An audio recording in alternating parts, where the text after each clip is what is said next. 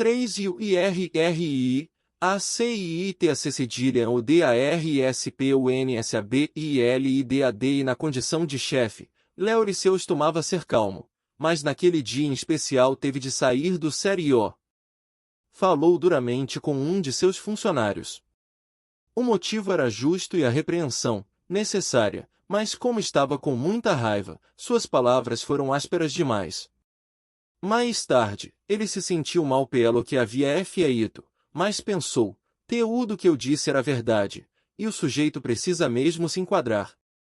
Ele tem de saber que quem manda aqui sou eu. Jane tinha dificuldade para se lembrar de compromissos, principalmente os que caíam no fim de semana. Ela sempre se esquecia de olhar a agenda. Assim, lá estava outra vez chegando atrasada a uma reunião de planejamento da comunidade do bairro onde morava.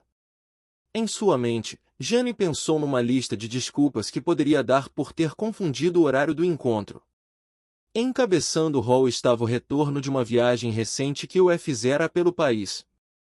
Ela não sabia nem que dia era aquele, e menos ainda que horas o relógio marqueava. Enquanto isso, os outros participantes da reunião ficaram esperando um pedido de desculpas por parte de Jane pelo fato de ter se atrasado tanto. O jovem Shawn sentia muitas dores depois de passar por um procedimento médico. A mãe do rapaz andava de um lado para o outro, fazendo o possível para que ele se sentisse mais confortável e insistindo que o filho tomasse os analgésicos.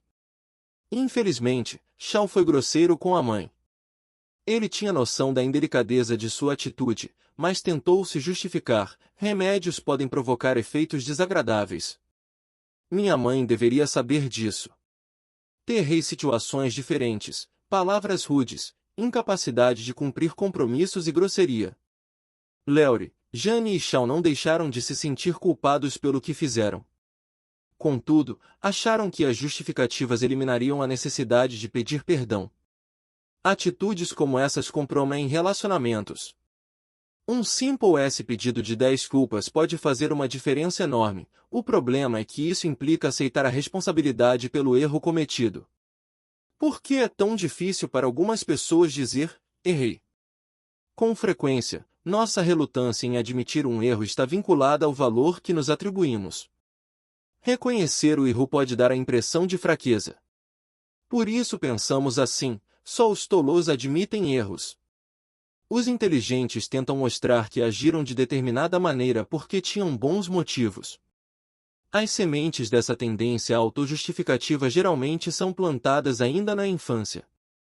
Quando uma criança recebe punição exagerada ou é envergonhada diante dos outros por ter cometido erros sem gravidade, o senso de valor próprio fica comprometido. Em seu subconsciente, ela faz uma ligação emocional entre o comportamento errado e a autoestima. Assim, admitir o erro é ser mau. A criança que cresce influenciada por esse padrão terá dificuldade de admitir os erros que cometer na vida adulta porque, ao fazê-lo, sua autoestima será abalada. A boa notícia é que, como adultos, entendemos esses padrões emocionais negativos e não nos deixamos impressionar por eles. A verdade é que todos somos pecadores, não existe adulto perfeito. As pessoas maduras aprendem a quebrar esses padrões nocivos da infância e a aceitar a responsabilidade pelos erros cometidos. O adulto imaturo sempre tenta justificar seu comportamento impróprio. Não foi culpa minha essa mania de se justificar assume a forma de transferência de culpabilidade. A pessoa pode até admitir que falou ou fez alguma coisa ruim, mas sustentará que seu comportamento inadequado foi provocado pelas atitudes irresponsáveis de outros. Nesse caso, transfere-se a culpa, afinal é difícil admitir o erro. É essa transferência de culpabilidade e também é sinal de imaturidade. Por sua natureza, as crianças culpam os outros quando fazem alguma coisa errada. Gary, lembro-me de algo que aconteceu quando meu filho, na época com 6 anos, teve de explicar por que havia derrubado um copo, estilhação de óleo no chão. Ele deu esta explicação. Caiu sozinho. Até hoje, minha esposa e eu brincamos com isso. Quando um dos dois faz alguma coisa errada, dizemos, aconteceu sozinho. Ambos sabemos que é uma brincadeira, mas a verdade é que é bem mais conveniente transferir a culpa aos outros. Adultos maduros aprendem a assumir a responsabilidade por seu comportamento, ao passo que adultos imaturos continuam alimentando fantasias pueris e tendem a jogar a culpa por seus erros sobre os outros. No cerne da iniciativa de assumir a responsabilidade pelo próprio comportamento está a disposição de admitir: eu errei. Paul J. Meyer, fundador da organização Success Motivation Motivação pelo Sucesso e coautor de Chicken Soup for the Golden Soul, Canjin para a Alma Feliz, afirmou: um dos mais importantes fatores para o sucesso é a disposição de admitir quando estamos errados. Seu acordo com o Dr. Spencer Johnson, que disse: poucas coisas são tão poderosas quanto o bom senso, a sabedoria e a força de admitir quando se comete um erro e de esclarecer a verdade. 2 APR Endera diz eu errei é um passo importante para se tornar uma pessoa responsável e bem-sucedida. A mulher à porta blogueira Rhys Andrews relata uma história comovente. Asher, meu filho mais novo, tem 10 anos. Sofre de epilepsia e paralisia cerebral, e usa uma cadeira de rodas. Ontem, enquanto meu marido ajudava a colocar Asher e sua cadeira de rodas no ônibus escolar, uma jovem começou a ultrapassar lentamente o veículo, que estava estacionado. 3 Ela sabia o que estava fazendo. A motorista captou o olhar do meu marido enquanto se aproximava da extremidade do ônibus, e ele ficou olhando enquanto ela se dirigia ao cruzamento e ia embora. Eu gostaria de dizer que essa foi uma ocorrência incomum, mas infelizmente acontece pelo menos uma vez por mês. Alguém está ocupado demais, com pressa demais para parar enquanto as crianças estão descendo do ônibus ou subindo nele. O que aconteceu em seguida, porém, fugiu totalmente da norma. Cerca de 1 hora depois, alguém bateu à nossa porta. Era a mulher que havia ultrapassado o ônibus estacionado. Ela estava tremendo. Sinto muito pelo que fiz. Foi extremamente desrespeitoso para com seu filho e sua família. Ficamos impressionados. Eu estava com pressa, atrasada, e sabia que devia ter parado. Foi por isso que dirigi devagar daquele jeito. Mas eu só conseguia pensar no lugar aonde precisava chegar. Lamento muitíssimo. Sim, ela sem dúvida havia feito algo errado. Aliás, ela havia desobedecido à lei. Mas nunca vi alguém com tanta dor e remorso. Não pude acreditar que ela teve tamanha coragem a ponto de vir à nossa casa para pedir perdão, mesmo sem saber qual seria nossa reação. O que me impressionou de fato foi que ela estava assumindo total responsabilidade por seus atos. Com que frequência isso acontece? Ela estava à nossa porta, tremendo de angústia pelo que havia feito. Ela precisava ouvir que tinha sido perdoada. Muito obrigado mesmo, fico feliz por isso, disse-lhe meu marido. Ela sorriu, levemente, mas agradecida. Pediu perdão outra vez e se foi. Acredito que todos nós saímos dessa experiência melhores e com maior apreço pela força do ser humano. 4 É como se ele nunca errasse ao dizer: cometi um erro, a mulher à porta estava admitindo sua falta. Muita gente precisa ouvir as palavras eu estava errado e assumo a responsabilidade como parte do processo de reconciliação. Compreender essa realidade pode fazer toda a diferença do mundo quando se deseja, de fato, pedir desculpas por um erro cometido. Joy e Vit foram ao meu consultório depois de 5 anos de casamento. Em termos financeiros, tudo estava indo bem. Vit conseguiu um bom emprego depois de se formar na faculdade. Joy trabalhou em tempo integral nos primeiros 2 anos de casamento, até que nasceu o primeiro filho. Os pais de ambos viviam na cidade e se ofereceram para tomar conta do bebê. Assim, Ish e Joy podiam passar bastante tempo livre juntos. Veio já o que ela disse: de fato, nossa vida é maravilhosa. O único problema é que o Erit nunca está disposto a pedir desculpas. Quando fica chateado porque alguma coisa não foi feita do jeito que ele queria, fica com raiva e me distrata. Em vez de se desculpar, me culpa por estar com raiva. É como se ele nunca errasse. Em seguida, pedi a Rit que falasse: Não acho que seja certo pedir desculpas por alguma coisa que eu ando, a culpa não é da pessoa, disse ele. Fico furioso mesmo, mas é porque ela me critica e faz com que eu me sinta um péssimo pai. Fico tanto tempo quanto posso com nosso filho, mas toda semana ela resmunga e me repreende falando coisas como: seu filho nem vai reconhecê-lo se você não passar mais tempo com ele. Preciso trabalhar muito no emprego que tenho, e quando chego em casa estou exausto. Preciso de um tempo para baixar o ritmo. Não dá para ficar andando pela casa por 2 horas para brincar com Ethan. E eu nunca pedi que você ficasse 2 horas com ele, retrucou Joy. 15 minutos já seriam um bom começo. É disso que estou falando, ele respondeu. Se eu passasse 15 minutos, tenho certeza de que você ia pedir que eu ficasse 25 na semana que vem. Por mais que eu faça, não consigo agradá-la nunca. Ficou evidente para mim que os comentários de Joy estavam abalando a autoestima de Rich. Ele queria ser bom pai, mas as coisas que ela dizia sugeriam que ele era um fracasso. Não estava disposto a aceitar aquela opinião, e a maneira que encontrou de expressar sua mágoa foi o uso de palavras duras na hora do desabafo. O fato é que tanto Joy quanto Rich precisavam pedir desculpas um ao outro, mas havia um problema: nenhum dos dois achava que tinha feito alguma coisa errada. Nenhum deles tinha a intenção de magoar. Contudo, ambos eram culpados por tratar o outro de maneira indelicada. Como Rich cresceu na sessão em que eu recebi Rich, não demorou muito para descobrir por que os comentários de Joy sobre a necessidade de ele passar mais tempo com Ethan haviam provocado uma reação tão negativa. Ele crescerá num lar em que o pai era ausente a maior parte do tempo.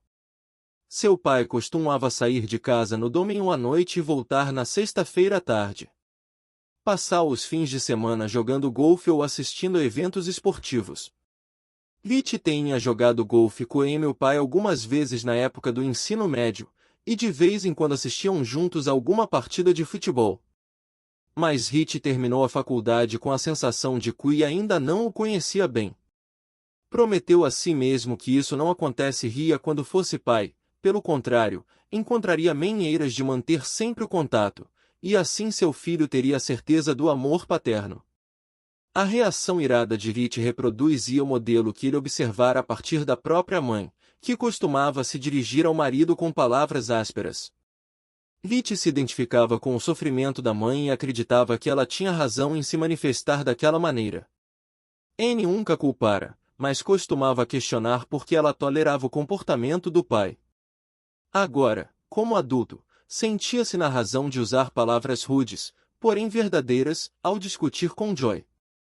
Por isso, não achava necessário pedir perdão nem reconhecer que estava errado em ser tão duro com a esposa.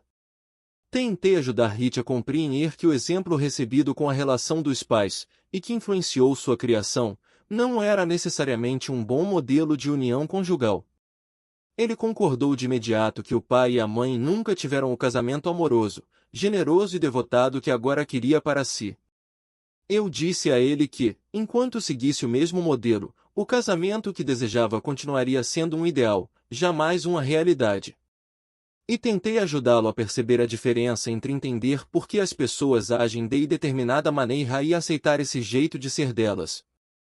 Compreender por que Rich reagia daquela forma com Joy não era difícil, mas aceitar tal comportamento e considerá-lo justo era uma maneira de destruir justamente aquilo que ele mais almejava, ou seja, a cumplicidade do casamento. A abordagem concordo-discordo desafiei Rich a tratar a questão de uma nova maneira. Trata-se de uma forma de abordagem que ajudou muitos casais a viver bem num mundo em que errar é próprio da natureza humana. Eu a chamo de concordo-discordo. Eu concordo que eu tenho o direito de me sentir magoado, com raiva, decepcionado, frustrado ou qualquer outra coisa. Não tenho como escolher meus sentimentos, só posso vivê-los. No entanto, discordo da ideia de que, por causa desses sentimentos, tenho o direito de magoar os outros com minhas palavras ou meu comportamento. Fazer meu cônjuge sofrer porque ele fez o mesmo comigo é como declarar guerra civil, uma guerra da qual ninguém sai vencedor. Portanto, farei o possível para expressar minhas emoções de tal maneira que não cause sofrimento a meu cônjuge e abra espaço para a reconciliação.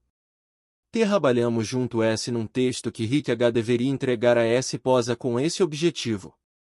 Chegamos a essa declaração: querida, amo muito você e Ethan.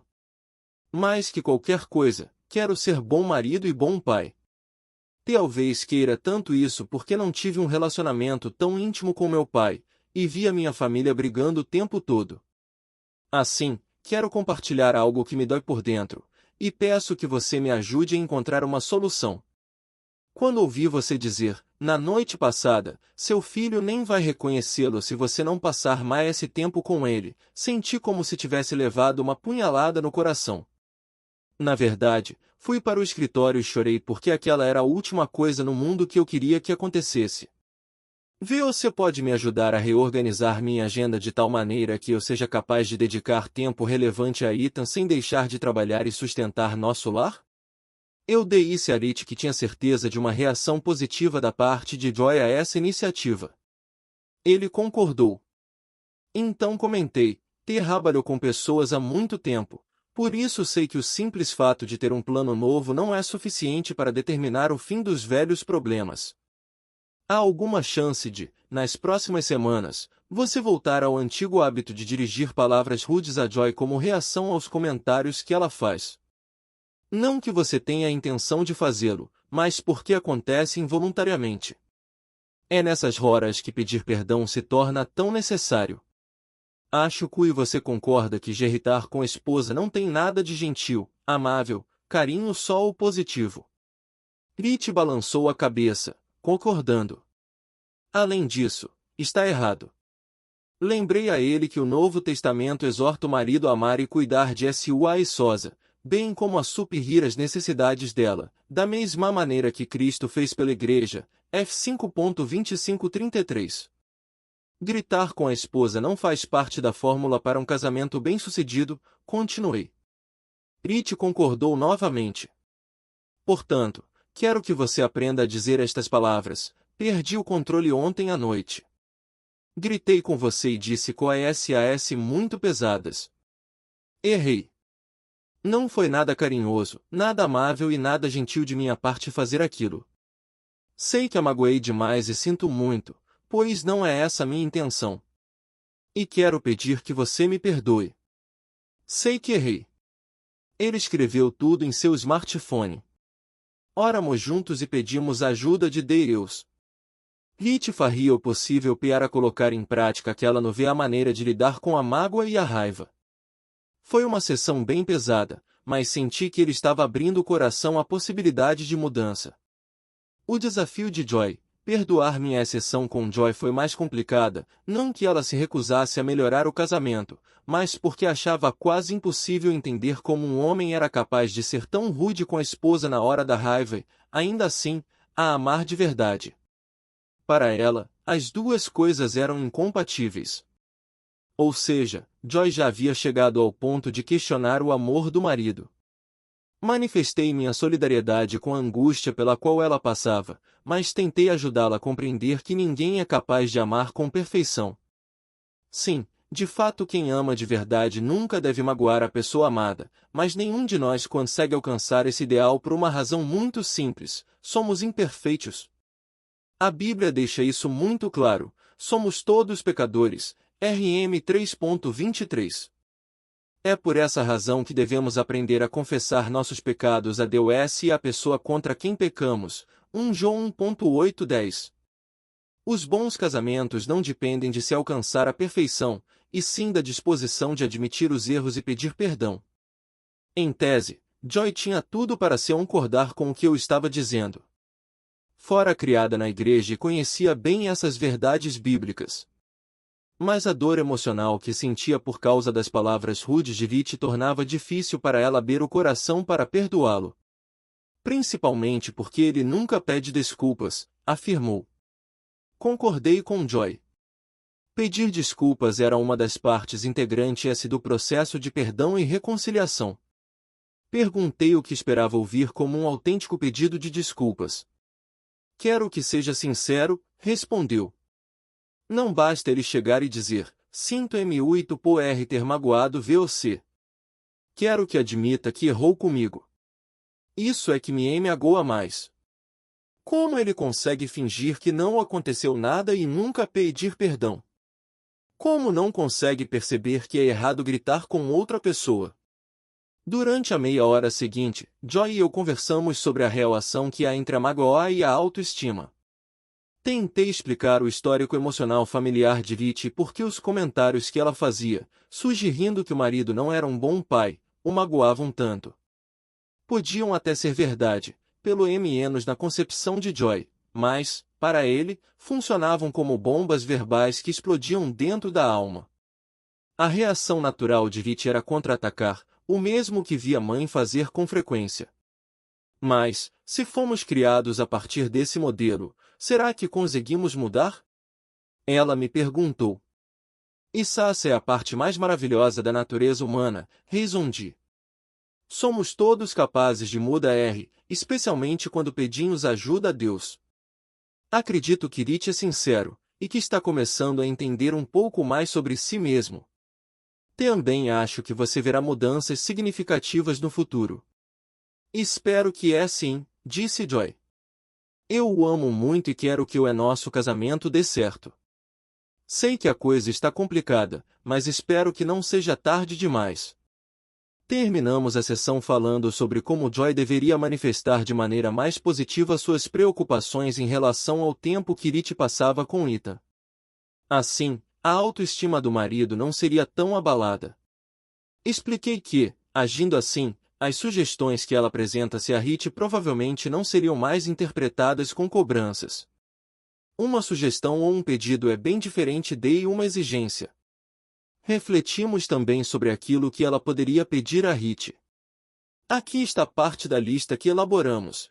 Dá para você brincar um pouco com Ita enquanto eu termino de fazer a comida. Vamos caminhar os três juntos depois do jantar. Dá para ler uma historinha para Ita enquanto arrumo as coisas para o banho dele. Você poderia brincar mais tarde com Ita no quintal por alguns minutos? Percebi que Joy assimilava melhor a ideia de fazer pedidos específicos do que as reclamações generalizadas. Então, eu a desafiei, não mais do que um pedido por semana, está bem? E quando ele brincar com Ethan, sempre elogie a iniciativa. Diga como está orgulhosa de Viti como pai de seu filho, e como é grata por ele cuidar do menino enquanto você cuida da comida. Não permita que nada passe despercebido, nem deixe de incentivar. Como Rich deseja muito ser bom pai, as palavras de incentivo fortalecerão a autoestima dele. Assim, os dois estarão contribuindo para um ambiente emocional positivo no lar. As 4 sessões seguintes com Rich e Joy foram tão produtivas quanto as 3 primeiras. Era empolgante vê-los descobrindo coisas novas um a respeito do outro, reconhecendo os erros que cometiam antes e desenvolvendo novas formas de reação. Rich aprendeu a admitir seu erro quando falava rispidamente com Joy. Ela, por sua vez, aprendeu a dizer, errei. Sinto muito por tê-lo magoado quando vacilava e fazia um comentário negativo sobre as habilidades do marido como pai. Ficou evidente, ao longo do processo de aconselhamento, que a linguagem do perdão primordial de Rich era a manifestação de arrependimento, o sinto muito. Quando a esposa dizia essas palavras, ele a perdoava na mesma hora. Quanto a Joy, sua linguagem do perdão primordial era a aceitação da responsabilidade, o errei. Para eu, era muito importante sentir que Rich tinha noção de que cometia um erro ao usar palavras rudes. O casamento dos dois avançou muito quando ela aprendeu a manifestar arrependimento verdadeiro e ele aprendeu a assumir a responsabilidade por seus atos. E ambos aprenderam a verbalizar aquilo que os angustiava. O poder do eu errei para muita gente, a parte mais importante do processo do perdão é quando a pessoa admite que seu comportamento é errado. Linda, que vive em Seattle, me disse o seguinte: meu marido nunca admite quando faz alguma coisa errada. Ele só joga o problema para baixo do tapete e não quer mais saber de tocar no assunto. Se volto a falar do que aconteceu, ele diz, nem lembro mais o que fiz. Pior que você não consegue esquecer. Se ele reconhecesse os erros, eu me disporia a perdoá-lo. Mas quando age como se não tivesse feito nada, é muito difícil deixar passar. Com lágrimas nos olhos, ela completou: queria tanto que ele assumisse que errou pelo menos uma vez na vida. Alyssa tem 27 anos. Quando criança, aprendeu com o pai que uma pessoa sábia está sempre disposta a aceitar a responsabilidade pelos próprios atos. Nunca vou esquecer o que ele dizia: todo mundo comete erros, mas aqueles que não reconhecemos são justamente os que nos destroem. Lembro quando era mais jovem e saía da linha. Ele me olhava e perguntava: há alguma coisa que gostaria de dizer? Depois sorria, e então eu respondia: fiz uma coisa errada. Você me perdoa? Aí meu pai me dava um grande abraço e dizia: essa tá perdoada. A capacidade de reconhecer erros faz parte de minha personalidade, e devo isso a meu pai. 5 anos antes de me falar sobre isso, Alyssa se casara com Robert, a quem descrevia como o homem mais honesto que já conheci. Ela foi além. Não quero dizer que seja um sujeito perfeito, mas está o tempo todo pronto a admitir quando erra. Achou que é por isso que o amo tanto. Ele sempre está disposto a dizer: fiz uma coisa errada. Você me perdoa? Gosto de gente que assume a responsabilidade pelos próprios atos. Michael, um rapaz solteiro de 24 anos, nunca ouviu o pai pedir desculpas à sua mãe ou a ele. Aos 18, saiu de casa e nunca mais voltou para visitá-los. Para mim, meu pai era um hipócrita, explicou.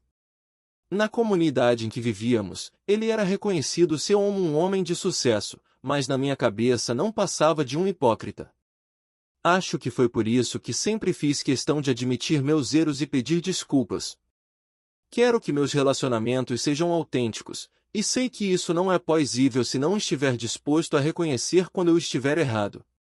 Para que pessoas como Michael vejam sinceridade num pedido de perdão, é preciso fazer certas declarações como estas: declarações de responsabilidade. Sei que fiz uma coisa errada. Até poderia tentar me justificar, mas não tem desculpa. Em linguagem simples e clara, fui egoísta e errei. Cometi um grande erro. Na hora, não pensei muito bem no que estava fazendo. Mas quando olho para trás, percebo que esse foi o maior problema. Gostaria de ter pensado antes de agir. O que fiz foi errado. Errei quando falei com você daquele jeito. Fui rude e injusto. Falei com raiva, tentando me justificar. A maneira com que me dirigi a você foi grosseira e cruel.